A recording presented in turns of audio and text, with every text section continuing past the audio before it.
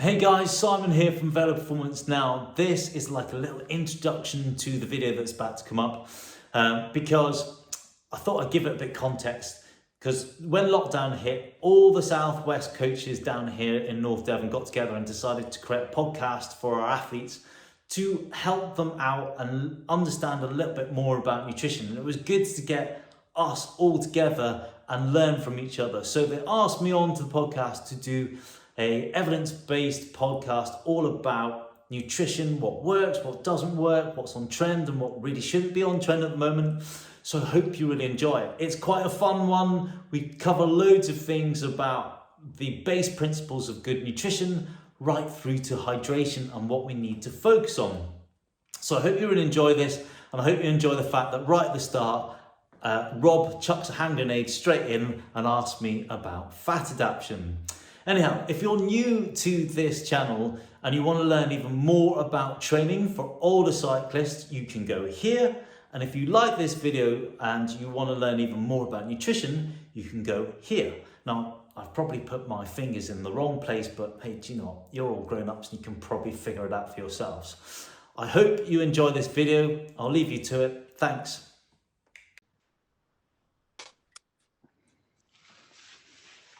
Okay, right, we're live. Welcome everyone to the first North Devon Coaches webcast or webinar, however you want to call it.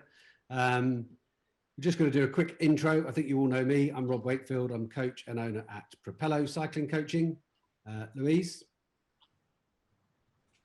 Yeah, hi, I'm Lou Harris and I'm a coach at Mojo, triathlon coaching specifically.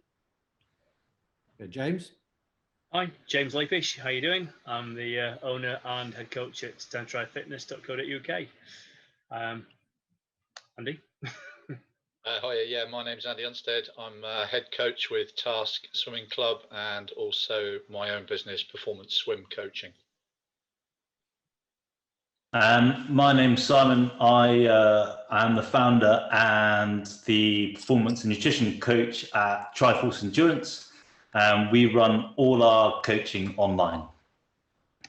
Okay, well, thank you, everyone. So tonight we're going to kick off with Simon giving us his words of wisdom on nutrition and how to eat better for high performance. And we've got a lot of questions been sent in from our various coach clients and athletes, which Simon's going to endeavour to dive into and provide some clarity, I think.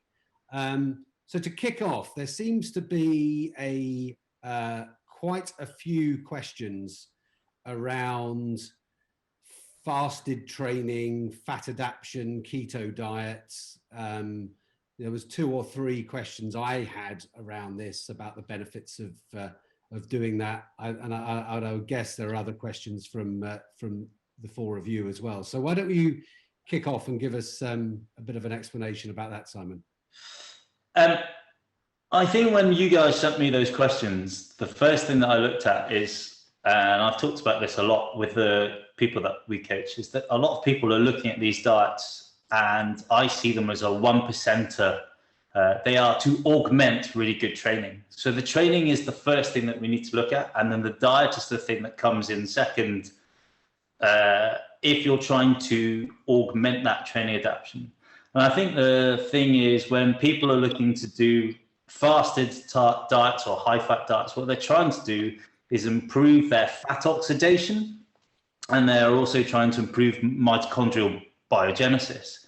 Now that sounds really attractive and really sexy to do, but I think we need to go back a step realistically and just look at nutrition as a basic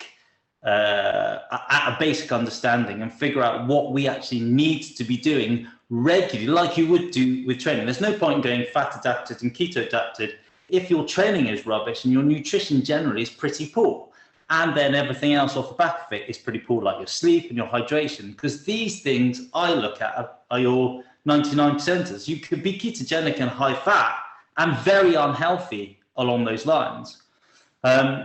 So it's talk about chucking me straight into the deep end. I was like, let's not talk about that to start off with. But then that's what people want to know, because I think there's such a big conversation on that subject that people are duped into believing that this is the most magical diet in the world. And people will hate me for saying that, because there's a lot of people that do ketogenic diets and fasting and high-fat diets who believe that that is the most magical diet they've ever done in their life.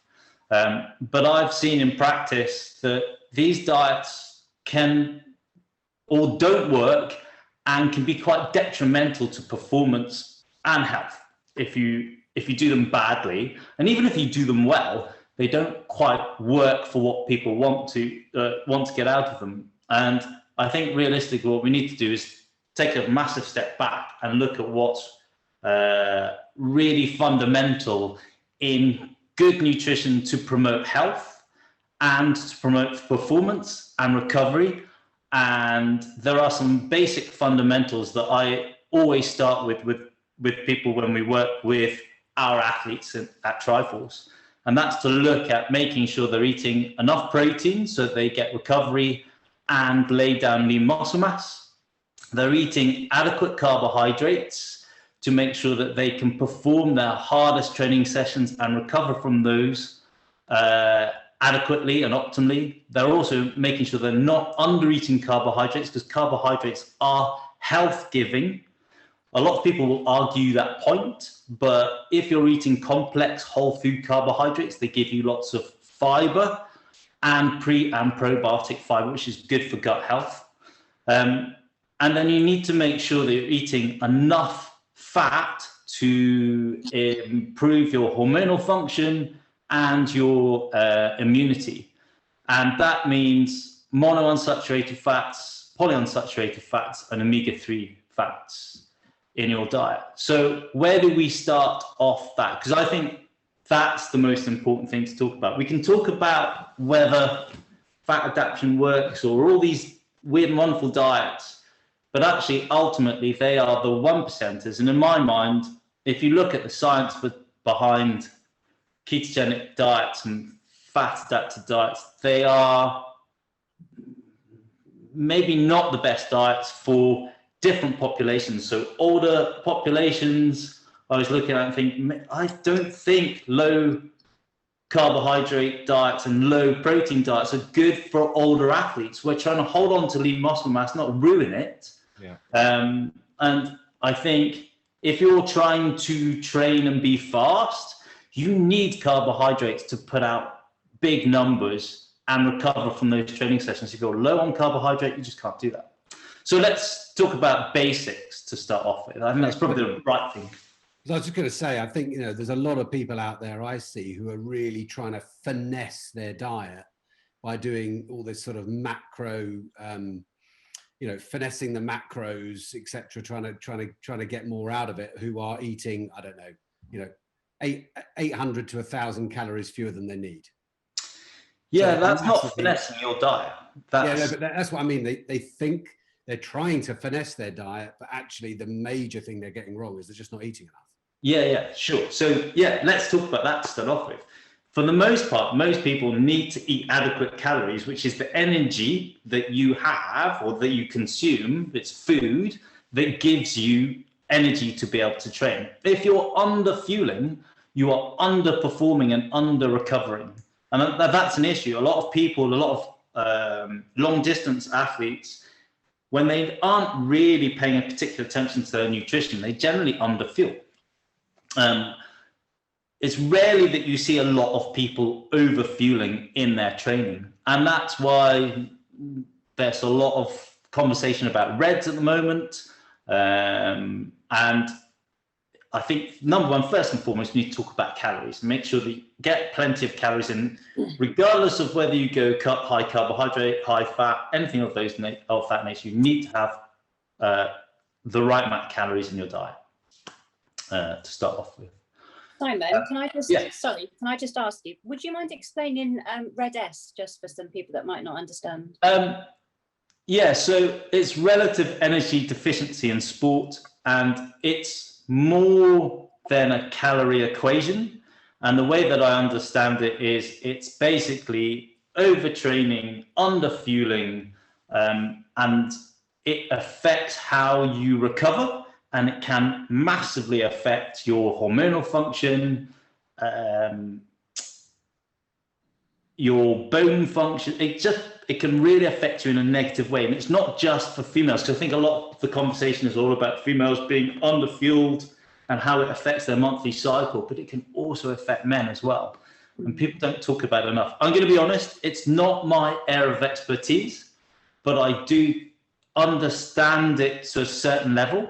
And I think when we're talking about nutrition with our athletes, we make sure that they're hitting required calorie requirements for good performance. And if they do need to get leaner, then we work on small calorie deficit over time, especially when they're training hard.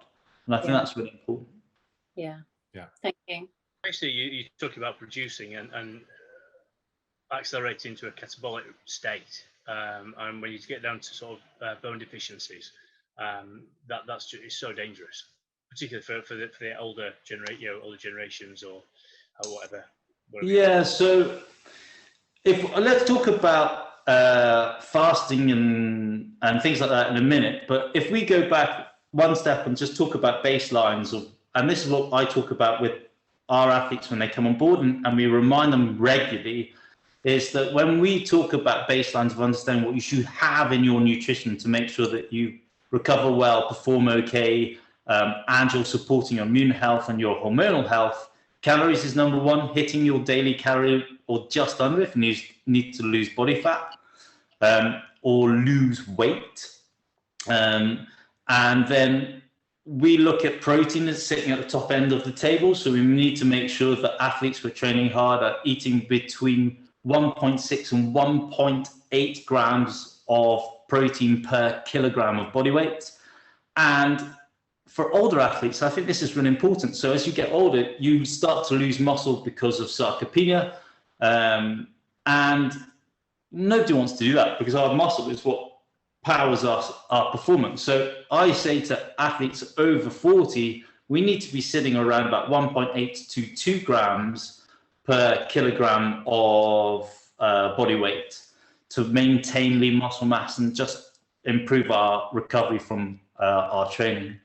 And then when it comes to carbohydrates, we don't need them for energy. We could use fat for energy. But here's the thing. We need carbohydrates to power VO2 sessions, harder track sessions, hard swim sessions, to get quality out of those training sessions. So there is a standard amount of carbohydrate we should be having.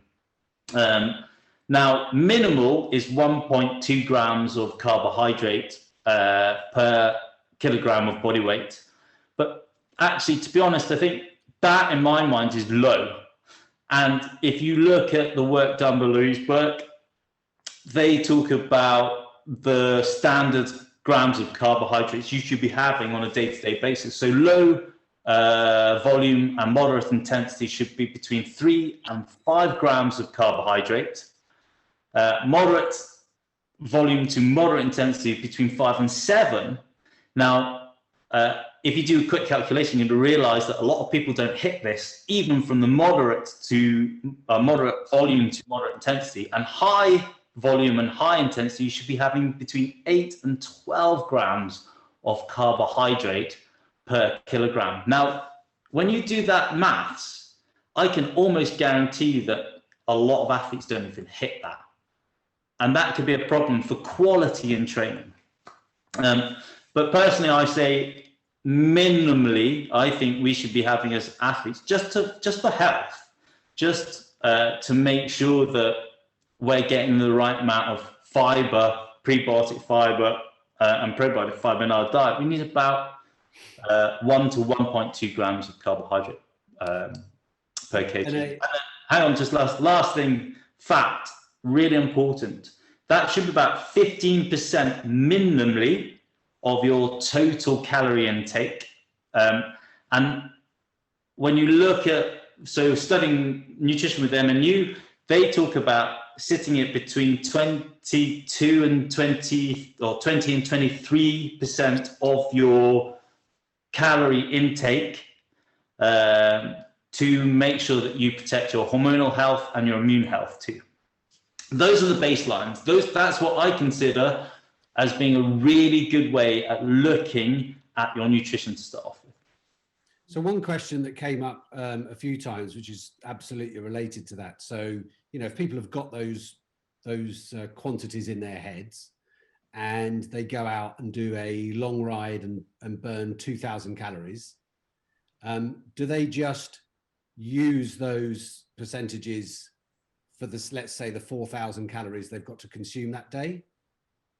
So actually, you just scale it up and scale it down. Does that make sense? Yeah, so what I would say there is like, these are your baselines, right? So if, let's say you go and do a 10-hour ride and you've got a load of calories in, as long as you're hitting those baselines, then you can make up the rest of your diet from whatever you want to. So you can make it for higher fat, higher carbohydrate, even more higher protein. The thing is, you just hit those baselines, and that is your like baseline standard that you do every day. It's like brushing your teeth every day. You just know you need to do it.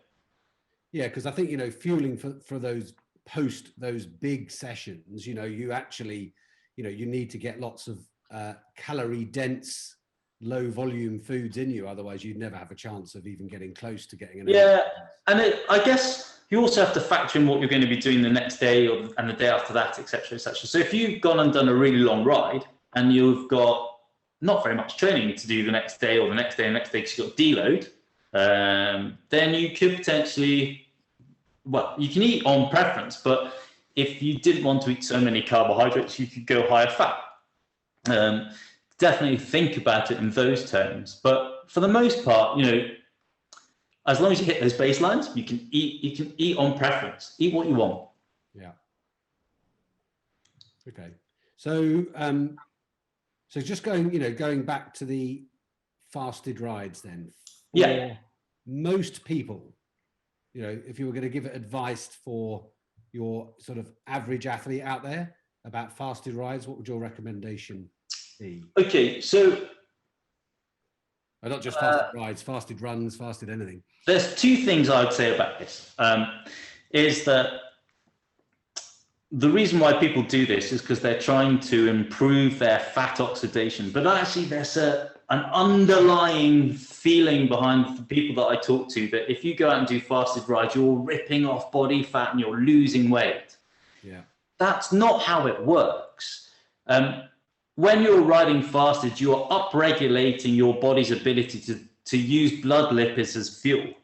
Once it's got to that point and used it, and let's say you have got no carbohydrate in the system at all, which would be horrendous, but let's say you did do that, you would bonk just like everybody else because your body literally finds it super tough to rip off body fat and oxidize it into energy.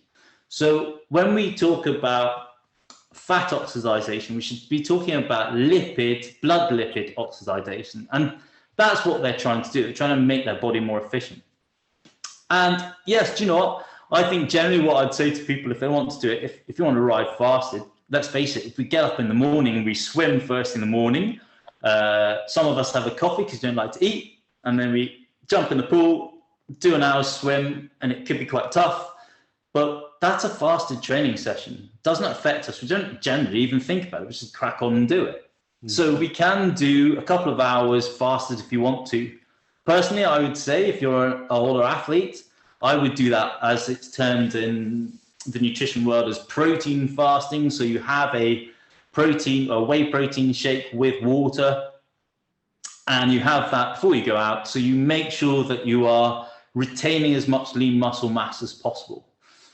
It doesn't affect the fasting state of what you're trying to achieve. But personally, I don't think you should be doing more than an hour or 2 hours of fasted training, because here's the thing. The fasted training is going to reduce total energy intake, which is going to affect your training while you're doing it. So if you're riding for 4 hours and you're fasting for 4 hours, that training is going to pretty much suck. But then it's going to affect your ability to recover after that point.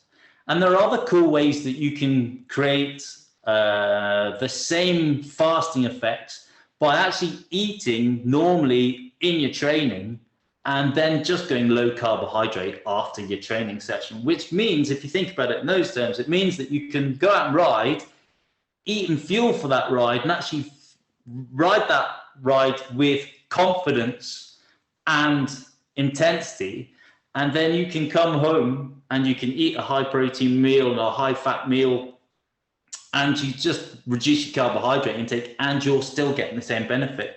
I don't know about you, but I want quality in my training. I don't want to be dragging my backside around. No, and there's the whole thing about, you know, the carbohydrates and that, you know, how you need carbohydrates to fuel those bigger motor units as well. So there's a whole thing going on in the muscles that if you ride, certainly riding or running in a fasted state, then as soon as those small motor units in the legs start to fatigue, you haven't got enough fuel to fuel the bigger motor units. So you know, the quality of your training goes down, which is probably why, you know, it's not great for it tends to reduce VO2 max.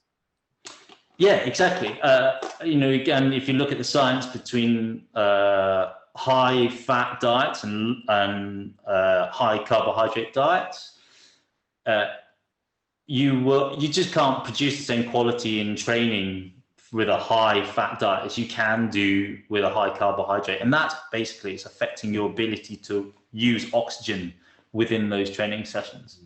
The other thing I think when we're talking about fasted training, and a lot of people extend this because they're trying to get that 1% to be 2%, is that we have to remember that if you're not eating any food, you're just not getting very much nutrition in throughout that day. So you're not getting all the right vitamins, minerals, and you're not getting all the right proteins and carbohydrates and things like that to support your training. So I think when people talk to me about fasting, I'll be honest, I'm a bit biased about it now, because I look at it and just go, just why are you focusing on this now? Why can't you just train well, sleep well, hydrate well, eat a really good quality diet and repeat it and repeat it and repeat it? Because the people that we train, and Rob, you and I have talked about this a lot recently, I've changed my diet just because I had a little bet with one of my athletes who was a bit skeptical about being able to lose body fat with a very high carbohydrate diet. And I said, well, I'll tell you what, I'll be the petri dish and I will do that. Yeah. So at the start of January, I started it just because I've never done this before. And I thought, well, let's give it a try because I understand how it works. So I've been eating close to 450 grams of carbohydrates a day. I'm in a calorie deficit and I'm paying particular attention to my protein intake. The thing is, my fat intake it sits at around about 1.2 to 1 gram per kg of body weight, which is, I think that's the lowest you should go when you're working on a calorie deficit, which is cool. So I'm making sure that my hormonal health is good, and personally, I feel really good. So I started off at 70.9 kg, and I am now down to 66.5 kg. That's the start of January. So where are we now? January, February, March, right? So I've done it I've done it quickly, you could say, but actually I feel really good. My training sessions are great. I'm sleeping so much better. And I am definitely leaner. And what I was trying to show these people is why are we so carbophobic? Why are people just running away from them? So we don't need to be, especially, and I'm eating lots of really good quality carbohydrates. So I'm not going down the refined stuff. Not that there's a problem with that per se, but I wouldn't want to be making all my diet from refined carbohydrates. I want to make it from good quality whole food carbohydrates because they've got better health-giving properties. I think that could be partly where some of the confusion comes in, is when people talk about high carb, low carb, I'm not sure as they actually really necessarily know what they mean by carbs. Yeah. Do you see what I mean? So it's not necessarily an ignorance of what it does to your body or how it fuels you or not. I think it's potentially an ignorance to talking about carbs and putting into that bracket your very, very bulky, making you feel sluggish, kind of not great if you've got, you know, IBS, or not great if you've got gluten intolerance. You know, the sort of breads and pastas of this world all get lumped into carbs, and that's generally what people, I feel like, they mean when they say, oh no, I eat a very low carb diet, and actually you find out they're eating tons of fruit and vegetables. Yeah. And they're actually eating an okay carb diet, but just in their heads they're just not eating that sort of more stodgy stuff. And I know, just talking about going out in the mornings and training, that's probably what people mean by, oh no, I couldn't eat before I went out because I couldn't eat toast and porridge before I go out for a run in the mornings.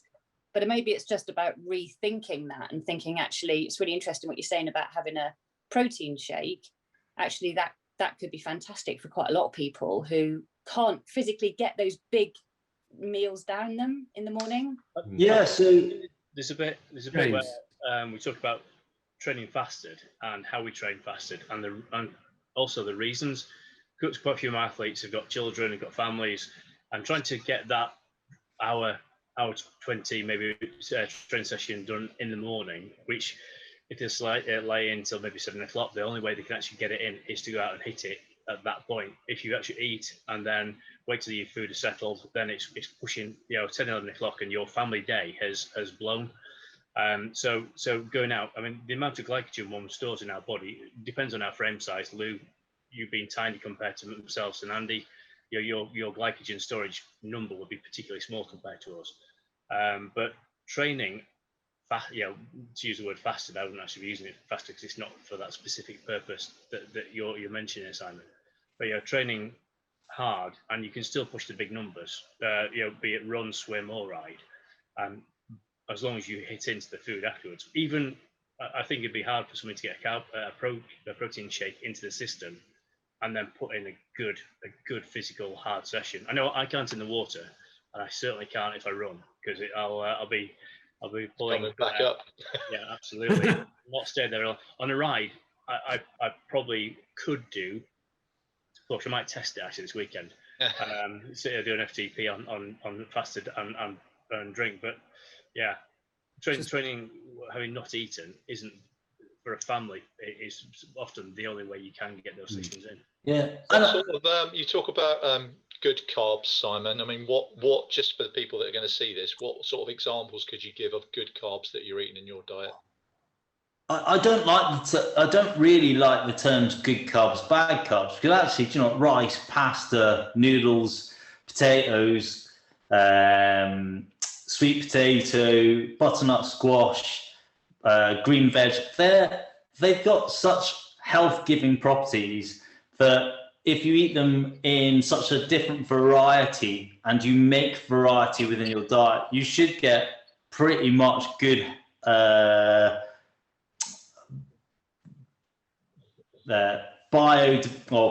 pretty much good nutritional value from all of those. And I don't think we should be saying to people as coaches, oh, that's bad and that's bad. That's how you develop really strange food habits with people who turn around to you and say weird things like, don't eat cake, it's really bad for you. Don't eat jelly sweets, or stick away from sugar because it's toxic, which is total nonsense. And it's something that I think we should be really wary of as coaches, turning around to people when we hear this conversation amongst other people. People go, you shouldn't be eating carbohydrates because it spikes insulin and insulin makes you fat. We should be like, hang on a minute, that's not backed up by science, and it's absolute rubbish. So when we talk about carbohydrates, we just need to aim for more whole foods, because that's going to give you better health-giving properties. And we shouldn't be demonizing things like bread, rice, and pasta, because they're delicious and they give us good energy.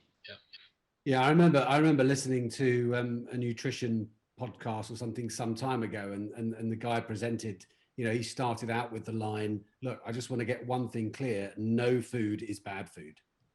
Yes. So, you know, if you're hungry and you need food, anything's better than nothing, right? There's no such thing as bad food, right? Yeah, it's a great way to look at it. And I think that's the... Sorry, just going back to this kind of like eating in the mornings. I've certainly noticed over the years there is a huge difference between the ability to get up and go out for a very steady 20-30 minute jog in zone 2 and getting up and trying to smash one of the hardest sessions of the week. And I think that probably makes a big difference as well as to your need to get up earlier and eat if you can. Yeah, no, definitely. I think the one question that someone asked me, and actually I'd be interested. So, you know, I've got a few clients that have to get up very early. You know, they've got to be at their desks at 7 o'clock in the morning.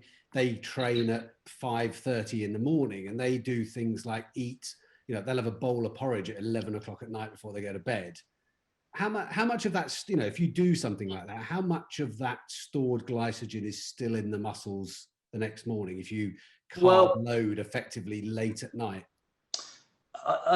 Predominantly quite a lot of it, I'm pretty sure. And that's the thing. So this is why when we look at our diet and we know what's coming up in our training, you can eat to fuel that training. And that's why it's important, especially if you've got an FTP test or something that's really important. So like you've got a big swim goal the day before, the next day or a week ahead, you need to make sure that you are fueling properly to make sure that you've got the right amount of energy to do that training.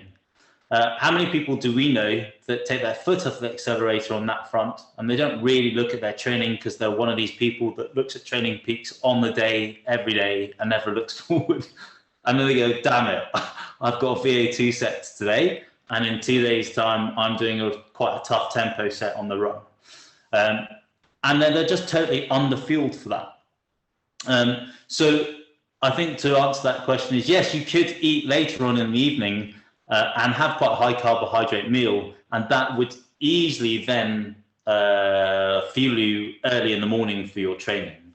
The problem is people tend not to do that because they're worried that carbohydrates or a meal eaten late at night is going to put on body fat, where that isn't the case, because actually ultimately it's about what you've eaten in terms of calories throughout the day. Because fat loss, if we talk about that in that terms, fat loss happens over a day, over a week, over a month, over a year, and it's all about your total calorie intake. So it really doesn't matter. They've done studies on this. It really doesn't matter whether you eat, let's say you didn't eat any of your calories in the day and you left them right up until the last thing at night, and then you had a massive meal, which would be pretty horrendous to do, but you could do it. As long as you're within your calorie balance for the day, you wouldn't put on body fat. You'd just probably not sleep very well that night. Well, yeah, that's because I guess at the end of the day, you know, you're still burning 70 to 80 calories an hour while you're asleep. So you're still, you know, and also burning calories. You don't just stop burning calories at night. No, exactly. And also because you didn't eat anything during the day and then eat all your calorie allotment in the evening, you're pretty much just sticking to what you should have been eating, but you've just done it in one hit. Yeah. By the way, I don't recommend that. No, but again, it's better than not doing it, right? Yeah, totally. So if you don't eat anything all day and all night and then went training the next day, you'd probably find that quite tough. Yeah. So let's just pass it around a bit. So Andy, from your guys, any specific questions or any common themes? Yeah, I've got some ones. Obviously, these are the pretty swimming specific, but one that sort of crosses over, and that Simon alluded to at the beginning of when he started talking, was my guys. One of the questions was, are electrolyte drinks all they're cracked up to be, or is drinking water just as good as drinking electrolyte drinks? Is there too much hype around them? Okay, so let's just talk about branded electrolytes and are they any good? Well, the answer to that is yes, they are quite important to take on board, because you need sodium within the fluids that you take on board, because that helps pull the water into the cell. If you look at studies done on athletes that just drink water, what happens is that your body doesn't retain the fluid, so it passes through the body quite quickly, which is why if you're just drinking plain water without enough sodium in it, which is the important bit, then you often find that you pee a lot. Yeah. and it's quite clear. So a lot of people that just drink water will think, well, I'm quite hydrated because I'm peeing a lot, but actually that's not the case. And then you also need some other electrolytes within that, so magnesium and calcium, to help muscle function. So I can't remember, a long time ago, do you remember there was a thing in the paper about a lady who drank loads of water and then died of a heart attack? And that's partly because she basically flushed all the electrolytes out of her system, so her body didn't function the way it should do. So just drinking plain water is not advisable. And studying nutrition with MNU, they had a recommendation of 0.45 grams per litre of water. Now, I since have done a course with Precision Hydration, and they talk about minimally 1 gram of sodium per litre of water, up to anything as much as 1.5. And that's to retain fluid balance within the cell. And I think it's really important. We all know those times that we go out and we ride and sometimes haven't got electrolytes in our fluids, and we tend to maybe come back feeling a little bit low. And if you look at how dehydration and poor hydration retention affects your ability to function in training and in racing, it's really important to get that right. And it's something that we drill in massively with our athletes at Triforce, to make sure that when they're racing, they're not just focusing on eating, they're making sure that getting enough fluids in the system so that they can run off the back of the bike really well, which is really important. I know a couple of the Raptors that have done Ironman distance have struggled with their fluid strategy on a longer event. You know, they've been all right doing middle distance or whatever it is, but when they make that step up, nutrition wise, in terms of eating, they seem to be okay, but it's getting that balance on the fluids right which has caused them those problems. And I think they've been to Precision Hydration and they've looked at it and come back and made adjustments, and it's made the world of difference to them. Yeah. I do have one question for you, which is actually on that very subject. I know you get the one gram sodium per litre, and as Tracy Sims says, but women are not small men. So when we look at their hydration levels and nutrition, do you have any finite numbers for the women out there, women athletes who might want to regard their stuff directly? I think the numbers I'm giving are pretty standard, and I think if people use those numbers and they find it doesn't work for them, they need to go and do a proper test. And that's out of my scope of practice. And I think that's the thing we get all our athletes to do. If they struggle with their hydration strategies, we get them to go and test it, because then they can figure out how much sodium they need specifically to them. So here's a classic example. One of our athletes, our standard is that try and get at least 650 to 750 mils of fluid in per hour when you're training with electrolytes. Now, he was following that quite happily, but he was peeing a lot. And even though his electrolytes were on point, he was like, I just find there's too much. I'm sure it's too much. But we need you guys, and we got the whole of the team to do it, everybody, to go and do a fluid loss test to see how much they lost. Now, some people lost more, but he was losing in his training over an hour about 500 milliliters of water. So, and we were asking him to drink 750. So he was like, well, no wonder I'm peeing a lot. So by just doing something as rudimentary simple as that, it helped him understand that. But in actual fact, we then said that he ought to go and speak to Precision Hydration. And then he came back and said, well, I actually need to take on more sodium as well. So I think when it comes down to something as individual as a person that sees that it's not working for them, they need to go and test it and get it tested by someone who knows exactly what they're talking about. Yeah, we do a weighing thing. So, as in weight at the start, weight at the end of the session, and the figure from there, but it's just more the sodium balance to give it with. Yeah, and I've got we have athletes up in Scotland, so go to precision hydration if it's down here. They're not a player, so I just wonder if there's a good figure, but we can work off that start off. yeah, so I think the figure that precision hydration says is between 1 and 1.5, and you need to manipulate it from there. So again, you need to become you need to become your own petri dish when that happens, and figure out what works and what's really not working. Yeah, you know, obviously heat plays a massive part of that, doesn't it? How warm it Yeah. is, whether it's winter or summer.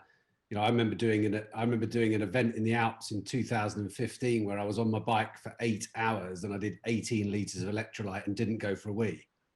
Yeah. Heat, it was 40 degrees. Yeah, heat, humidity, intensity, all those sort of things come into play. Yeah. When you go out for a really long ride, Si, and you maybe haven't drunk enough or haven't had the electrolyte tablets, you come back and you're like craving like salted peanuts and crisps and stuff. Is that generally because your sodium's so low? Yeah, and I think bear in mind that that's definitely coming into play. But I also think, how many of us, we've all done it, I'm pretty sure. And if you haven't done it, you're amazing. But how many of us have gone out on a long ride and maybe not drunk as much as we should have done, and we've come back just feeling broken?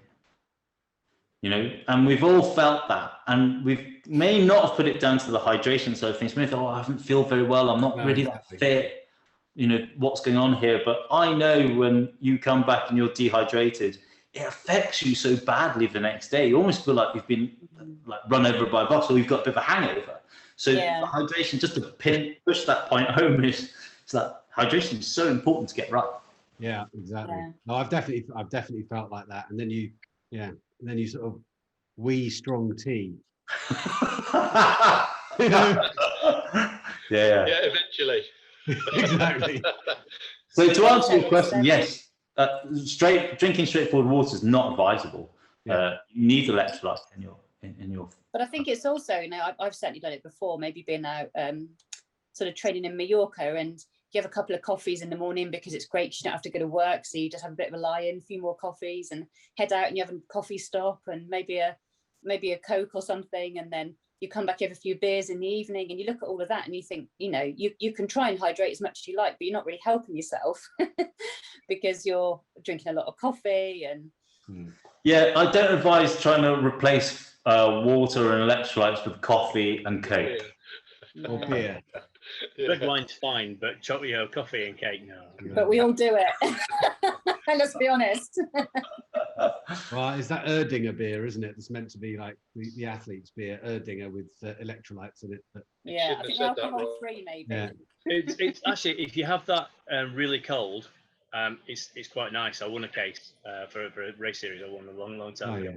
Yeah. It's good, but it's going to be very cold. Yeah. Simon, I've got a question for you. A bit of subject. It's about veganism and complete proteins. We know that it's only bulgur wheat and quinoa, really, which are the only vegan samples. But if you've got certain essential amino acids within a carrot and certain ones within broccoli, etc., by having all those in a meal, can you actually ensure you get the essential amino acids or not? Or is that a myth? It's not a myth. I've written a big blog on this because it's very popular at the moment, and I can see why, for personal reasons, and a lot of people are falling down or going down this route. And rather than fight it and say this is, you know, it's not an optimal diet, it could very much be an optimal diet for athletes to pay particular attention to. But to get your broad range proteins in, you need to be really on your A game on your nutrition when you're a vegan. And to get pretty much most of your diet from a vegan diet takes a lot of focus. And it can be done because we've got vegan athletes within Triforce. They just need to be making sure that eating a broad range spectrum of foods and not being very narrow in their thinking. They also need to make sure that eating plenty of foods that got that high in leucine, so they can trigger maximal muscle protein synthesis. So they need to be eating things like pulses, nuts, seeds, and tofu in their diet, and making that quite a priority. And legumes and things of that nature to make sure they're getting quite a broad range of proteins in their diet, because you need to make a complete protein, you need all the amino acids to make a complete protein. The problem is with vegetables, they don't have all of that in it. And if you're not particularly aware of what you're eating, or if you're just flying by the seat of your pants, then I can guarantee you're not going to be getting what you're going to get. And then what we have noticed with athletes that come to us, and we've looked at their diet and go, you need to be very careful about making sure you're hitting these markers. What I've seen in the past is vegan athletes coming back with low iron count and low vitamin B count. And one lady that came to us who had that right at the start, she got to that point where she was scratching her head and she was like, really don't understand why I'm not performing at the level I should be able to. I literally can't get above high tempo, because if I do, I can't breathe. I just can't do it. But okay, well, you need to get a blood profile done. And when it came back, it turned out her iron count was so low, it was stopping her from performing at any great level. And it took 3 months for her to return back to that level, once the doctor had intervened. So it's like, I actually think being vegan and vegetarian is for whatever particular reason, can really be very helpful, and you can be a good athlete off it, but you really need to be on your A game on your nutrition, and you have to research it and be honest about what you're eating, and not closed-minded, really broad-minded about what you're going to do when you go down that diet.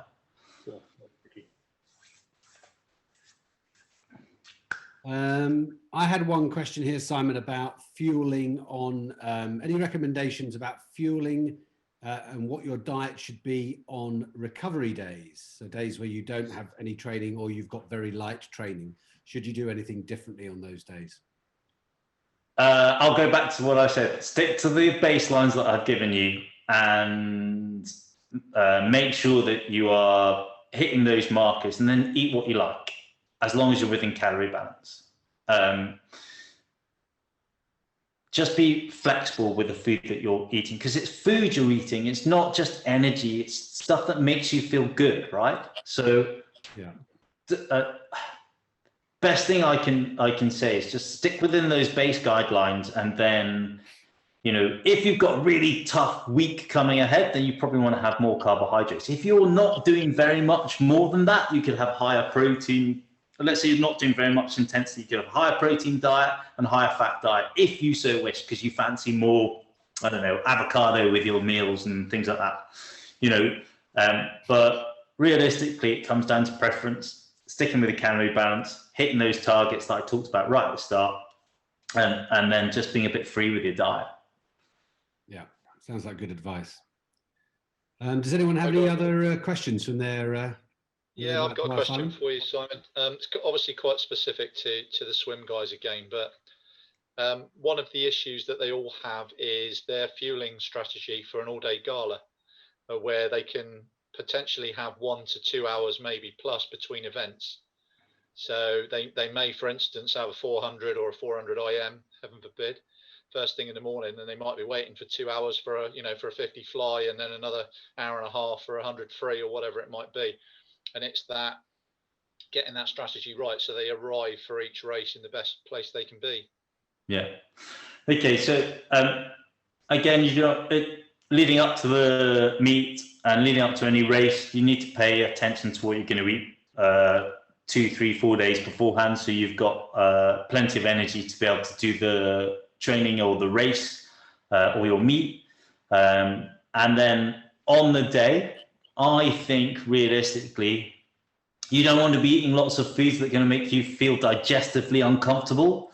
So you probably want to make sure that you're eating lighter foods like things like bagels and jam, because they've got quite a bit of carbohydrate in it, because your swim meets are tough, right? They're not easy things.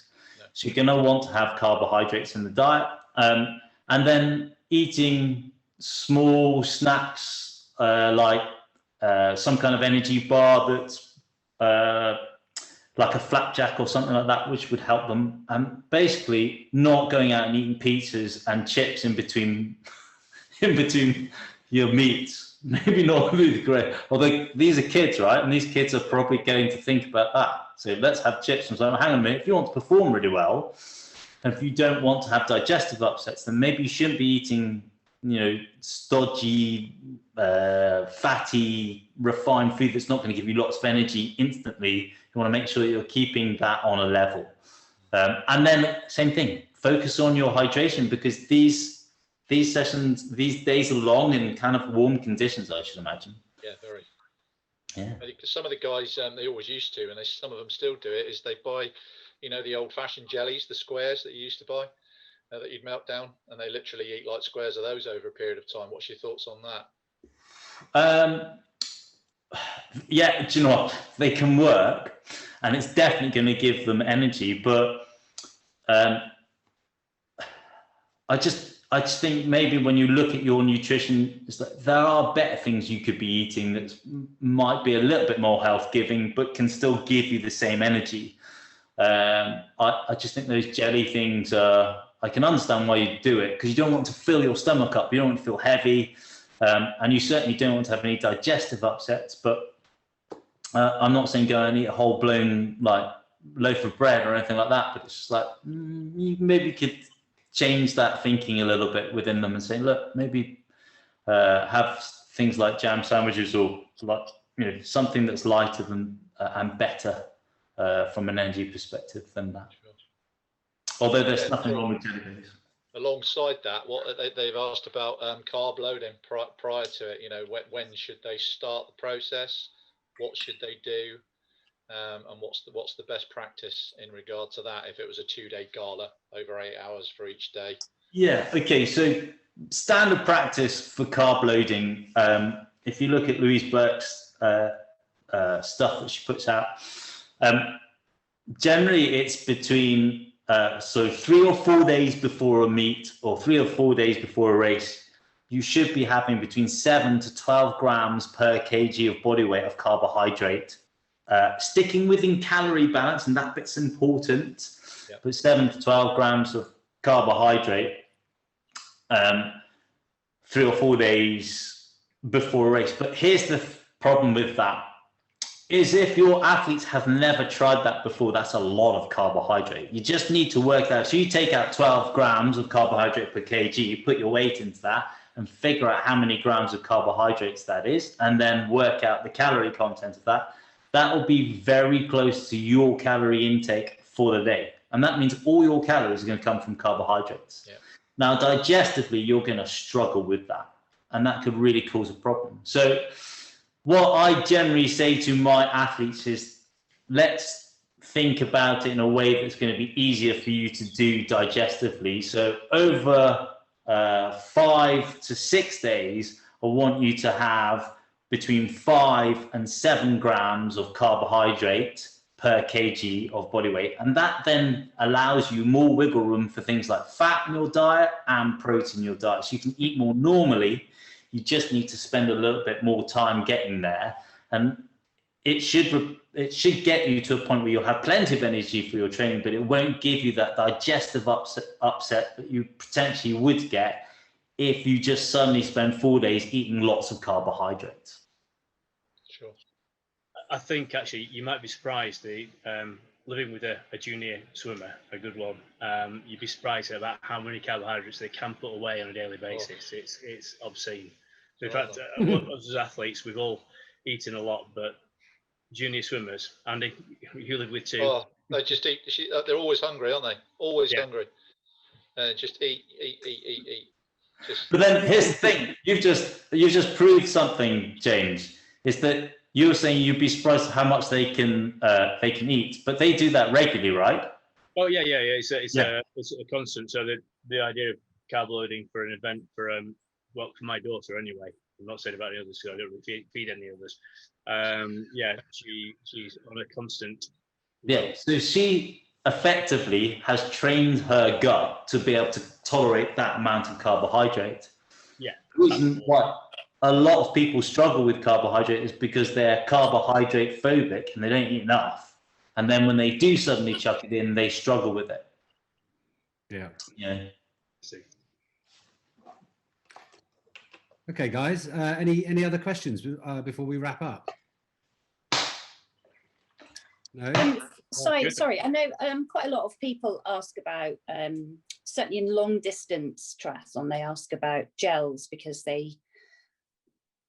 partly because they can't think about the space that they're going to need to have on their bike to have that amount of calories. So they instantly think about gels. And partly because they're not really sure what to eat for that long. What would you say about fueling with, I know I've tried it with limited success, fueling with just gels for a long distance race, half or a full Ironman maybe? Again, do you know what? You need to practice this in training. You can, but a lot of people that have digestive upsets because they've overdone it. And I've seen that before. So when you speak to athletes about why they were puking in a hedge in an Ironman, it's like, well, how much gel and stuff are you drinking? And they were like, well, that's way too much. What are you doing? And then there comes flavor fatigue. So if you're drinking just lots of sugary stuff, you get to a point where you just don't want to do it anymore. Yeah. And we've all done long events where we've thinking, I need something safer, something different. So personally, I think from racing myself and listening to other athletes, we've worked off a strategy where we've worked off thinking about how to rotate your fluid intake by making sure that your fluid intake's got the right amount of carbohydrate and electrolyte mix in it. You've got some gels to change over to switch up the taste flavor, and you've maybe got some solid food that's easy and palatable for you to eat. And then that comes down to preference. Now, for the most part, I used to race 70.3. I've done an Ironman, and I do a lot of long distance stuff on bikes now. I don't eat gels at all. I just don't like them. I don't like the texture of them. I just never have done. So my fluid intake is always combined with carbohydrate intake. Yeah. And I make sure that when I'm on the bike, I'm having at least one energy bar, which is, I think it's got 250 calories in it and about 40 grams of carbohydrates in it over the hour, every hour. And I find that really works for me. I've never had digestive upsets, but then I've trained it, I figured it. And here's the thing, when you have athletes that figure out what works for them, don't get them to change it. For whatever reason, they go, oh, I just thought I'd give that a go. Say, no, you're not doing that. You've figured out what's worked for you. Stop trying to reinvent the wheel. I've had athletes do that before, and they've been on it with their nutrition and hydration. They've totally understood what they were getting out of it. And then they've gone to a race, and one of their mates has said, oh, I've been eating these. So they've thought shiny object syndrome, gone into their race, changed their nutritional strategy, and then had the worst digestive issues in the world. And it's like, wow, just why have you done that? It's just crazy stuff. So figure out what works, stick with it. In terms of not changing it, sorry, we might just be going off topic of it. But in terms of not changing it, what if over a course of, say, 3, 4, 5 years, you had started to really, you got a taste for racing, you really started racing and, hard. Mm-hmm. Would you change your nutrition from when you first started out, when you just wanted to cross the line, compared to really trying to be really competitive with it? Because you're potentially burning more calories. Yeah, okay. You're putting yourself into a different zone, aren't you? Okay, so you've hit a good point. from what I've just said, I'm talking about your average age group who are just trying to get round. When we're talking about pro athletes who are now really thinking about trying to get the best out of their racing, and people who, think about 70.3, when you are swimming hard, biking hard, to be good at 70.3, you have to be riding that bike hard. You are primarily in zone 3 and above. So you're working hard and burning glycogen within the muscles. Can you then, and I've raced 70.3 at a decent level, it's bloody hard to race hard on a bike and chew at the same time, right? It's really hard. So I remember when I got to that point, it's like, I'm not going to take on solids anymore.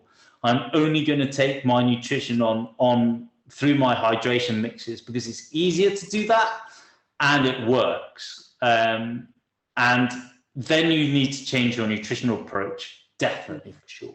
So the faster and harder you race, the more you need to think about what's really fueling that output that you're putting in, and how that's going to affect you just from a digestive perspective, and what you can actually physically stick in. As I was saying, if you're racing really hard, it's bloody hard to eat solid fuel. Yeah. That's interesting. Thank you. Good. Is that sort of wrapped up the questions, guys? And Lou? I think so. Simon, I think that's been really interesting. Thank you very much for. Rob, can I just finish off with one thing? Yeah, go for it. And it's just a recap about everything. Yeah, definitely. I've been talking about nutrition, and my understanding of nutrition has changed from 3-4 years ago. I've done MNU. I'm learning constantly and listening to really good evidence-based practitioners who are way more clever than I am about nutrition. And the one thing that I think that when I go and speak to people, I remember speaking to Danny Lennon from Sigma Nutrition podcast, and I was chatting to him about it. I was like, the problem is that people always are looking for some cool ways to lose body fat and, get healthy and all that sort of stuff. And the one thing I find myself saying to people time and time and time again is this, and it doesn't sell books, it's not sexy, is stick within your calories. That is the most important thing. Calories are your most important thing. And just make sure sticking protein at the top table, you're not being too low on carbohydrates, you're getting plenty of good quality fats in, and then just be really free with your diet. Eat as much of a whole food diet as you can, and then don't demonize food. So it drives me nuts when people say, don't eat sugar, don't eat cake, don't eat crisps, don't do that. It's like, you can eat whatever you like. Just, if you are eating lots of refined foods and high calorie foods, just try not to make that all day, every day, because that's not very healthy. If we can get some balance back into it, if we can talk to our athletes in a way that promotes really good thinking around every food, so nothing is ever off the table, I think that's really healthy for athletes to be talking about. And I see too many pro athletes going, I don't eat that anymore because it's bad for me. I'm like, what a shame. You've now taken off a very delicious food off your plate, and you didn't need to. And it's, I just think you need to have a much more relaxed idea about food when it comes to thinking about things. And we need to call out people that just come out with nonsense on food. And it does drive me nuts when I see coaches saying, don't eat carbohydrates because they hike your insulin levels out, and high insulin levels are bad for you. I'm like, just no. Anyway, that's a rant. No, that's I think a very good message to leave everyone. Yeah, absolutely. To leave everyone is actually, that whole sort of, calories are the main thing, and actually, you don't need to be obsessing about it. And as you said at the beginning, you're trying to finesse the 1%, and actually get the 99% right with your training, and everything will fall into place. Yeah, cool. Thank you very much, everyone, for joining, and I hope you, the listeners, we'll post this up on YouTube. I hope you get some value out of it, and we'll be back for our second episode of this very shortly. Thank you very much. Good evening. Thanks, Rob. Thank you. Cheers, guys. Thank you. Cheers. Rob.